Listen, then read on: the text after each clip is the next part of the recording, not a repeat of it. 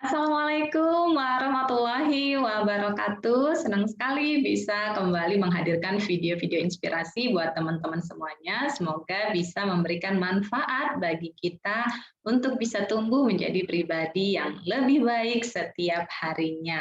Perkenalkan saya Sukma Diarti, Prangin-Angin, seorang psikolog dan juga konsultan pengembangan SDM. Teman-teman, kali ini saya akan sharing tentang dunia parenting. Ayo, pasti senang ya? Ya, tentang dunia pengasuhan anak. Nah, teman-teman sekalian, sebagai orang tua, pastinya kita punya peran yang cukup banyak gitu ya. Tidak hanya sebagai ibu, tidak hanya sebagai istri, tapi kita juga merupakan seorang anggota masyarakat, dan kalau ada yang bekerja, juga kita sebagai seorang pekerja. Nah, banyaknya peran-peran yang harus kita jalani ini membuat kita butuh untuk bisa mengelola waktu, mengelola peran, dan mengelola prioritas kita dalam menjalankan semua peran-peran tersebut. Nah, pastinya tidak mudah ya, teman-teman. Kita pengen semua peran itu bisa berjalan dengan optimal.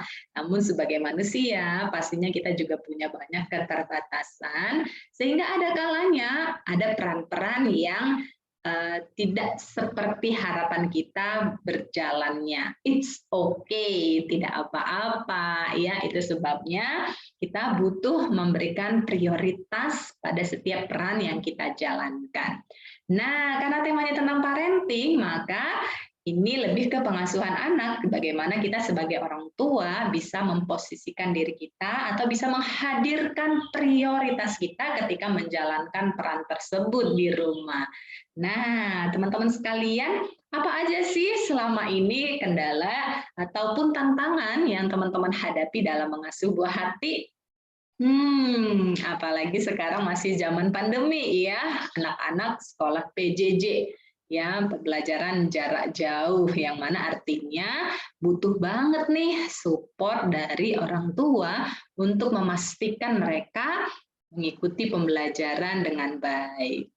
Ya, maka di sini kehadiran orang tua menjadi penting. Bagaimana kita sebagai orang tua bisa mendampingi anak-anak kita menjalankan tugasnya, tanggung jawabnya, pendidikannya dengan optimal. Apa yang harus kita lakukan? Teng, teng, teng, gitu ya. Pertama, kita harus menyadari dulu bahwa kita memiliki peran yang penting tersebut, ya, harus menumbuhkan kesadaran dalam diri kita bahwa anak-anak butuh nih support dan kehadiran dari orang tuanya, baik itu dari segi waktu, baik itu dari segi motivasi yang kita berikan, maupun dari segi memastikan, ya, memastikan bahwa mereka melakukan tugasnya, mengikuti pembelajarannya dengan baik. Nah, kesadaran ini penting karena inilah yang akan menjadi faktor why yang mendorong kita untuk melakukan langkah-langkah seterusnya. Nah, kalau di kesadaran kita belum terbentuk, kita masih merasa cuek gitu ya, merasa abai dengan peran tersebut, itu juga akan berpengaruh pada action kita berikutnya. Nah, gitu ya. Jadi pertama sekali teman-teman, kita harus memiliki kesadaran dan menumbuhkan kesadaran tersebut dalam diri kita bahwa kita perlu untuk terlibat dalam memastikan anak-anak kita menjalankan apa yang seharusnya mereka jalankan dalam proses pendidikannya meskipun jarak jauh. Kemudian yang kedua, tentunya dalam prosesnya tidak selalu mudah gitu ya, pasti banyak tantangannya baik dari diri kita sendiri yang juga punya aktivitas lain maupun dari respon anak-anak kita yang kadang-kala tidak selalu nurut begitu ya, ketika diminta A tidak selalu langsung mengerjakan A begitu ya. Maka di sini selain sudah tumbuh kesadaran dalam diri kita, yang kedua juga kita butuh adanya kesabaran ya. Kesadaran udah, berikutnya juga harus ada kesabaran gitu ya.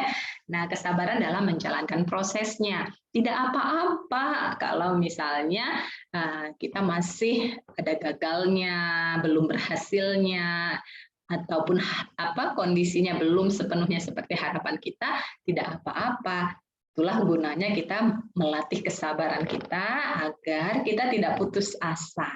Ya, tidak putus asa dengan keterbatasan kita, juga tidak putus asa dengan keterbatasan anak kita maupun kondisi saat ini.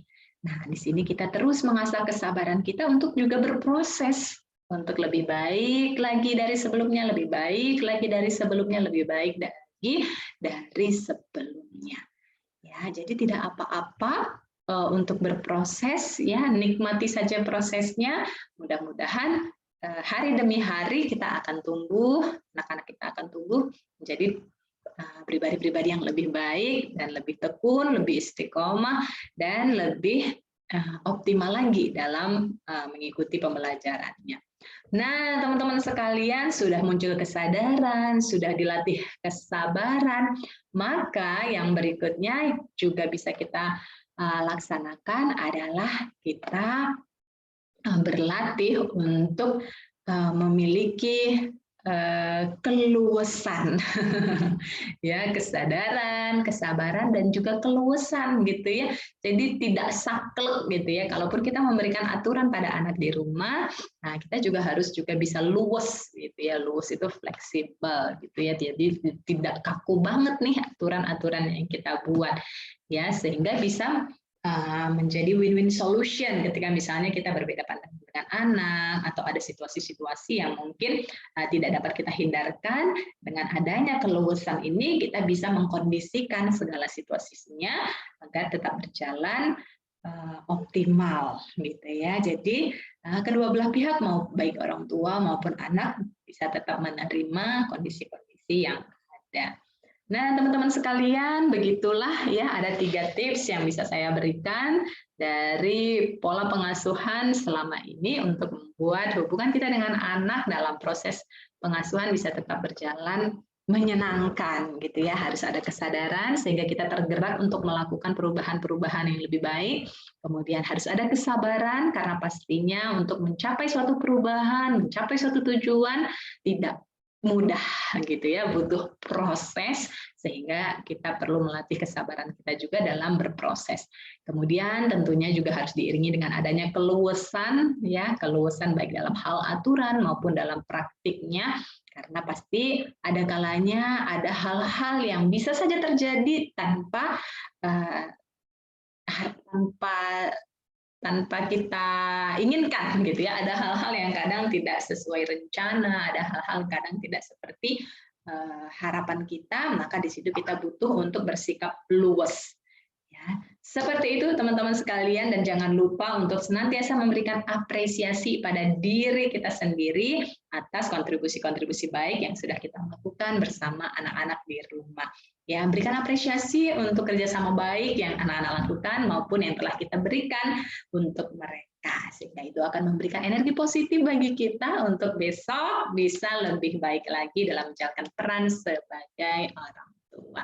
Ingat, orang tua yang bahagia, anak pun akan tumbuh dengan ceria. Jadi pastikan kita sebagai orang tua perlu menumbuhkan perasaan senang, perasaan suka, perasaan bahagia dalam menjalankan peran kita, sehingga insya Allah energi positif tersebut juga akan mengalir dan dirasakan oleh anak-anak kita, sehingga mereka pun bisa mengikuti apa yang kita minta juga dengan senang hati. Semoga bermanfaat buat kita semua. Kita dimudahkan menjalankan peran sebagai orang tua, dan anak-anak bisa tumbuh menjadi anak-anak yang sukses, bahagia, dan mulia dunia akhiratnya. Terima kasih sudah mengikuti video ini. Jangan lupa share, like, subscribe, dan komen. Semoga bermanfaat dan menginspirasi. Sampai jumpa di video-video berikutnya. Wassalamualaikum warahmatullahi wabarakatuh.